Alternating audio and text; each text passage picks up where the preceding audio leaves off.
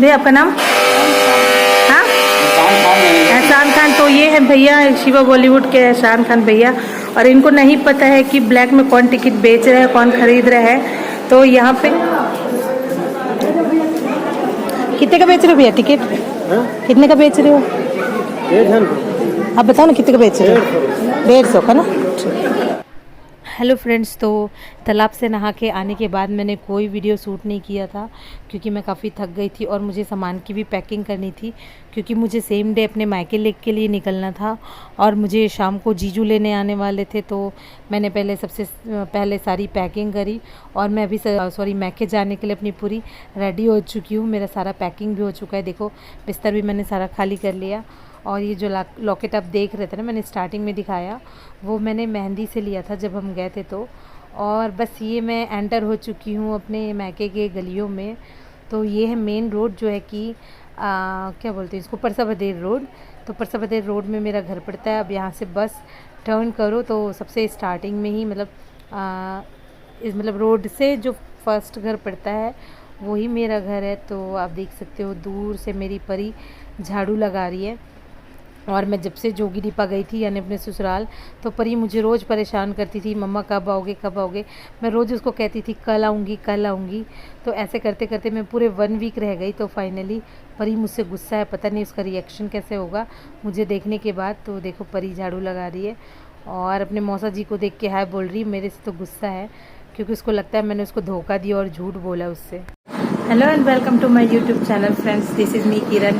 Welcome you in my channel Kiran's daily diary. So आज friends Riyansh के पापा जा रहे हैं जगदलपुर। तो आज इनकी फेयरवेल पार्टी है। तो ब्रेकफास्ट में दीदी ने इनको भरपूर दही बड़ा खिला दिया। तो अभी हम जा रहे हैं मूवी देखने। क्यों नहीं खाया दही बड़ा? बाप रे, इतना लपेट लपेट के खाए हो, झूठ मत बोलो। फोटो है मेरे पास, दिखाऊंगी मैं। तो मैं तो रेडी हो गई हूँ, रियांश के पापा भी रेडी हो रहे हैं। और आज हम जाएंगे मूवी ले। शुरू हो गए माया की कहानी। तो सिम्बा जिस दिन पैदा हुआ ना सिम्बा जिस दिन पैदा हुआ ना 31 दिसंबर 2018 को ही लास्ट मैं मूवी गई थी शिवा बॉलीवुड बलौदा बाजार का थिएटर। तो सिम्बा ही मूवी लास्ट देखी थी। तो आज मैं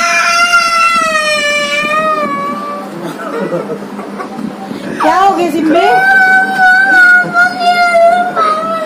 पापा लगा दिए। आ जाओ मेरे पास, आ जाओ मेरे पास, आ जाओ।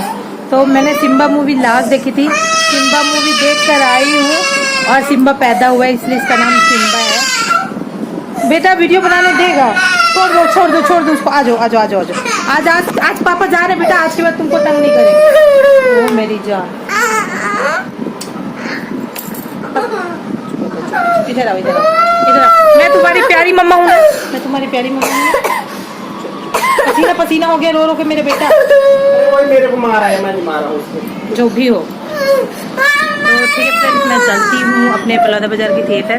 वैसे तो मैं बलौदा बाजार की थिएटर जाना ज़्यादा प्रेफर नहीं करती। हम जब बिलासपुर जाते थे तो 36 मॉल में ही जाते थे, पर अब यहाँ पे यही जुगाड़ है। और वो सब देख के हंसेंगे। अरे किट्टू का बेटा रियांश कैसे रोता है, देखो देखो कैसे रोता है ये सिम्बा। ये आर्मी नहीं है क्या? आर्मी हो ना? तो ठीक है, आपका नहीं बना रही हूँ। तो क्या बता रही थी, रियांश के पापा ने भी काफ़ी टाइम से मूवी नहीं देखी है। तो उनकी विश थी कि चलो साथ में एक मूवी देख लेते हैं। और काफ़ी टाइम हमने फ्रेंड्स। तो मैं आ गई हूँ शिवा बॉलीवुड और अब देख सकते हो जैसे कि पोस्टर किधर है, मेरे पीछे है पोस्टर। और यहाँ पे भी फुल धंधाबाजी चलता है भाई शिवा बॉलीवुड में भी। मैं तो गोल्ड की टिकट का प्राइस है 100 रुपीज़ और 100 रुपीज़ प्राइस है, पर यहाँ पे ब्लैक में 150 में बेच रहे हैं कुछ भाई लोग। जैसे कि ये भाई कह रहे हैं फैमिली के लिए लिया था, और 2 और भाई हैं जो ब्लैक में टिकट बेच रहे हैं। बाकी तो मैं फेस दिखा देती हूँ, 1-2 फेस तो आपको दिख जाएगा। और वैसे ब्लैक में बेचना क्राइम है, चाहे वो मूवी की टिकट हो चाहे वो ट्रेन की टिकट हो। तो फ्रेंड्स, आप देख सकते हो कि गोल्ड का टिकट का प्राइस है 100 रुपीज़ और उसका विंडो भी बंद है। और हम जब थिएटर पहुंचे थे तब बज रहा था 11:40, मतलब मूवी स्टार्ट होने में पूरे 20 मिनट बचे थे। उसके बावजूद सारी टिकट्स फुल थी। और आपको जान के ताज्जुब होगा कि ऐसे ब्लैक में टिकट बेचने वाली, जो गेट के पास 3 बंदे दिख रहे हैं, उनके अलावा बाहर में 4-5 बंदे और थे जो हाथ में 1 नहीं 2 नहीं पूरे 10-10 12-12 टिकट लेके घूम रहे थे। खुद गोल्ड की जो सीट की कैपेसिटी है वो हार्डली 60 अराउंड होगा। 60 सीट्स में ये कम से कम 40 सीट्स तो ब्लैक में बेच रहे थे, तो 20 ही सीट्स ये फेयर बेचे होंगे। मुझे तो लगता है कि थिएटर वालों का और ये नकली बेचने वालों का, आई मीन ब्लैक में टिकट बेचने वालों का बिल्कुल कोई ना कोई टाई अप है, ताकि वो 20% सीट का तो रिवेन्यू 100 रुपीज़ भेजे और बाकी जो 50 रुपीज़ वो कमा रहे हैं वो उनकी जेब में जा रहा है। ये तो बहुत गलत है। तो ये हमारे बलौदा का थिएटर देख सकते हो। गुड इवनिंग फ्रेंड्स, तो अभी शाम हो गई है और मूवी देख के आने के बाद हम मूवी देख कर आए 3 बजे और घर पहुंचते पहुंचते मैं 3:30 हो गया था, क्योंकि बच्चों के लिए कुछ खाने का पैक कराते वगैरह आते हुए। तो मूवी देख के आते ही हम सो गए खाना खा के और अभी उठे हैं तो अभी बज रहा है लगभग 5 और रियांश के पापा को 6-6:30 बजे तक निकलना है। तो यहाँ से जाएंगे पहले वो रायपुर से फिर अपने डेस्टिनेशन जाएंगे। तो रियांश के पापा के लिए मैं अभी टिफ़िन बनाने लगी हूँ।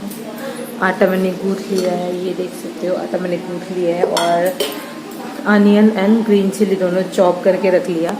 तो मेरे रियांश के पापा के टिफ़िन के लिए बनाने वाली हूँ अंडे की भुर्जी और रोटी या पराठा वॉटेवर, तो डिसाइड नहीं किया है। तो ठीक है फ्रेंड्स, मैं इनके लिए जल्दी टिफ़िन बनाती हूँ, क्योंकि मेरे ख्याल से बलौदा बाज़ार से रायपुर के लिए लास्ट बस 8 o'clock होती है, 8 बजे।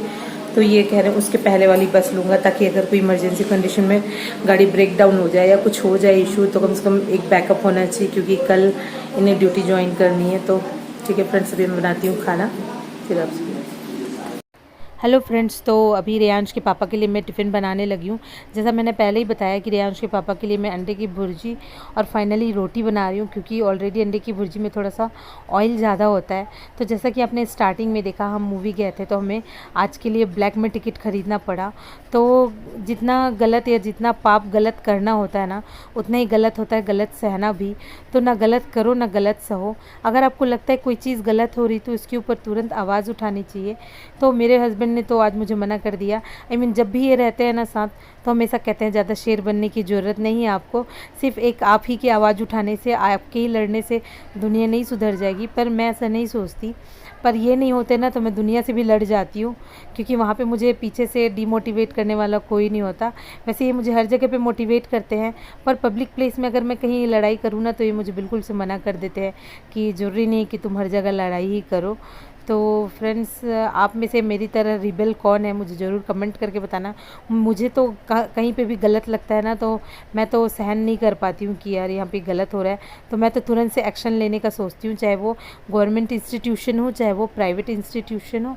और रही बात, आज मैंने खुद भी गलत किया, मैंने खुद भी ब्लैक में टिकट ख़रीद के देखा, क्योंकि मेरी मजबूरी थी। रियांश के पापा को सेम डे निकलना था, अगर एक दिन का भी टाइम होता तो मैं ये नहीं करती। तो मम्मी अपने दामाद मतलब ये जा रहे हैं तो मम्मी जल्दी जल्दी झाड़ू लगा रही, क्योंकि किसी के जाते के टाइम झाड़ू नहीं लगाते।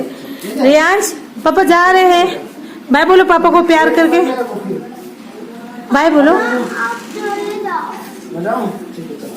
परी, अंकु, चलो मौसा जी जा रहे हैं। ठीक है मम्मी। पापा कहाँ चले गए? नाना को बुला बेटे जल्दी, नाना को मौसा जी जा रहे हैं। तुम पीछे बैठोगे क्या? हाँ, सामान को सबको नीचे रखना, अभी पापा सेट करेंगे आपका सामान।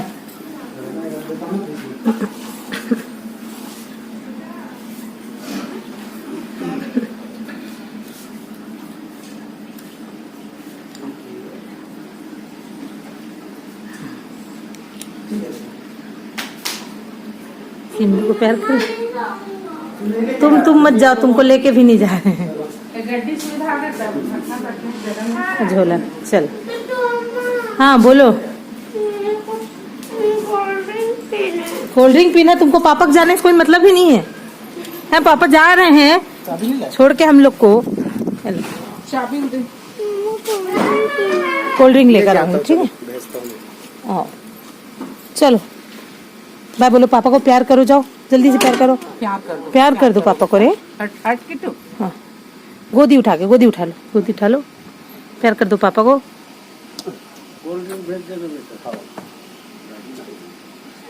चलो ठीक है बाय। हटो साइड हटो। मजा लेना है क्या? कोल्ड ड्रिंक दो ना। लेके आ रही हूँ ना मैं कोल्ड ड्रिंक।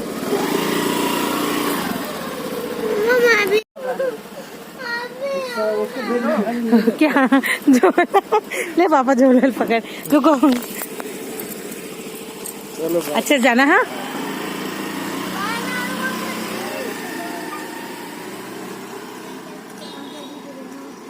वाह। तो फ्रेंड्स फाइनली रियांश के पापा निकल गए अपने डेस्टिनेशन पे, अपने पोस्टिंग ड्यूटी पोस्ट पे। और टिफ़िन बनाने के बाद मुझे इतना घबराहट लग रहा था, इतना घबराहट लग रहा था, जैसे जैसे उनके जाने का टाइम पास आ रहा था वैसे वैसे ना मुझे एकदम घबराहट लग रहा था। और मुझसे ज़्यादा तो वो घबरा रहे थे, मतलब जिसको ट्रैवल करना होता है उसको तो और भी ज़्यादा घबराहट लगती है, तो वो मुझसे ज़्यादा घबरा रहे थे। यार कुका जा रहा हूँ, अच्छा नहीं लग रहा है। तो मैंने भी कहा ठीक है चलो, तो वो चले गए। और अब पहुँचेंगे, कल से उनकी जॉइनिंग है।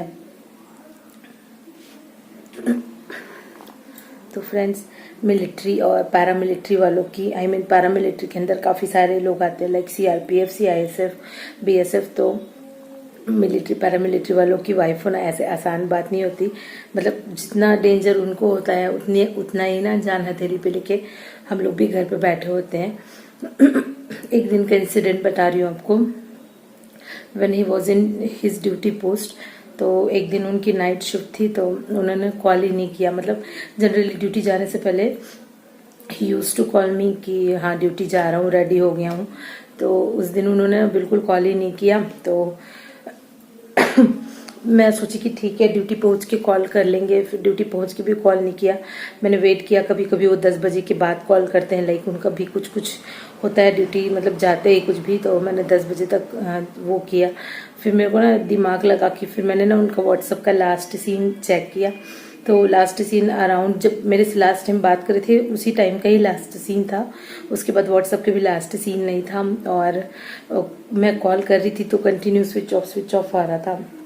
मेरा रात से एकदम दिल बैठ गया। मैंने कहा पता नहीं क्या हो गया। और उनके किसी भी फ्रेंड का नंबर नहीं, दिल्ली में उनके 4-5 फ्रेंड का नंबर था मेरे पास, पर ना मेरी हैबिट नहीं कि छोटी छोटी बात या किसी भी बात के लिए मैं उनके डायरेक्ट उनके फ्रेंड्स को कॉल कर दूं। जबकि उनके फ्रेंड्स को मैं भैया ही बोलती हूँ। मतलब दिल्ली में जितने फ्रेंड्स थे सारे मेरे भाई के समान थे, तो उनको तो मैंने कभी कॉल नहीं किया। और यहाँ पे जहाँ पे न्यू पोस्टिंग है वहाँ पे मेरे पास किसी का भी नंबर नहीं, ना ही उनके कंट्रोल रूम का नंबर, किसी का नंबर नहीं। तो फिर ऐसा हुआ पूरी रात कॉल नहीं आया। मैं 12 बजे 1 बजे 2 बजे तक मुझे नींद नहीं आई। और मेरे एकदम बीपी लो होने लग गया कि क्या हो गया अचानक से, ऐसा कभी नहीं किया इन्होंने। फिर मॉर्निंग में भी जब मैं मॉर्निंग वॉक जा रही थी, मेरे से एक एक कदम नहीं रखा जा रहा था। मन में इतना बुरा बुरा ख्याल आ रहा था कि पता नहीं क्या हो गया है। मतलब जिस सिचुएशन में मैं हूँ, चल रही हूँ, या उस टाइम पे मुझे इतनी घबराहट होने लगी है। मतलब बहुत गंदे गंदे ख्याल आ रहे थे, आप समझ सकते हो। तो मैं ना एकदम पागल हो रही थी, मैसेज कर रही थी, मुझसे एक कदम नहीं चला जा रहा था। एक एक कदम चलती थी ना, मुझे लगता था कि शायद ये मेरा लास्ट कदम हो, इसके आगे मैं कदम नहीं रख पाऊंगी, इस टाइप का। तो उसके बाद 7:15 के आसपास मुझे इनकी कॉल आई, मतलब वो मैसेज आया कि this person is available to ready to call, something जो भी आता है। तो फिर मेरी जान में जाना ही, फिर मैंने तुरंत कॉल किया। मेरे कॉल करने के बाद भी इन्होंने कॉल रिसीव नहीं किया। 10-15 मिनट के बाद इन्होंने मुझे कॉल बैक किया। मैंने इतनी लड़ाई करी कि आज के बाद अगर ऐसा काम करोगे तो, मतलब बहुत लड़ाई करी, बहुत गंदी। तो जब मैं साथ में दिल्ली में थी तो मुझे कभी, मतलब दिल्ली में भी वरीड रहती थी, क्योंकि ये लोग ड्यूटी जाते थे बस से ड्यूटी से आते थे। और दिल्ली का ट्रैफिक, दिल्ली का मतलब बहुत कुछ होता था। तो भी मन में बहुत घबराहट रहती थी जब तक घर नहीं पहुंच जाते थे। कभी 11 बजे, कभी 12 बजे, मन में बहुत ज़्यादा घबराहट। पर इस पोस्टिंग पे जहाँ पे है मैं साथ नहीं हूँ, और कब आ रहे हैं कब जा रहे हैं किसी चीज़ का कुछ पता नहीं होता ना। तो अपन एकदम दिल बैठ जाता है कि पता नहीं ये लास्ट कॉल ना हो, या अगली बार कब बात होगी, या कुछ भी। क्योंकि वो एरिया इतना सेंसिटिव एरिया है, फैमिली भी अलाउ नहीं किया। और आपको मैं बता दूं कि मैं अभी 1 ईयर तक जाऊंगी भी नहीं, अभी यहीं पे रहने वाली हूँ, रियांश का एडमिशन कराने वाली हूँ। तो बस यही है। तो और मेरी फैमिली में कई लोग मुझे ऐसे बोलते भी हैं कि तुम बहुत कंजूस हो, पर जब इनकी ड्यूटी देख लेती हूँ ना, इनकी मेहनत की कमाई, तो मुझे ना ऐसा लगता है कि बेवजह बेफजूल खर्च क्यों करूँ मैं किसी चीज़ पे। तो बस आज के लिए इतना ही फ्रेंड्स, और बस आज के लिए इतना ही। अगर आपको मेरा वीडियो अच्छा लगता तो मुझे लाइक करना, कमेंट करना, और जिन्होंने सब्सक्राइब नहीं किया उन्होंने वो सब्सक्राइब जरूर करना। मेरी ना अभी भी मेरा बीपी लो हो रहा है थोड़ा, तो मैं ना बात नहीं कर पा रही। देखो मैं पानी का ग्लास लेके बैठी हूँ, तो थोड़ा मेरा गला भी बैठ गया है। तो ठीक है फ्रेंड्स, आज के लिए इतना ही, बाय बाय।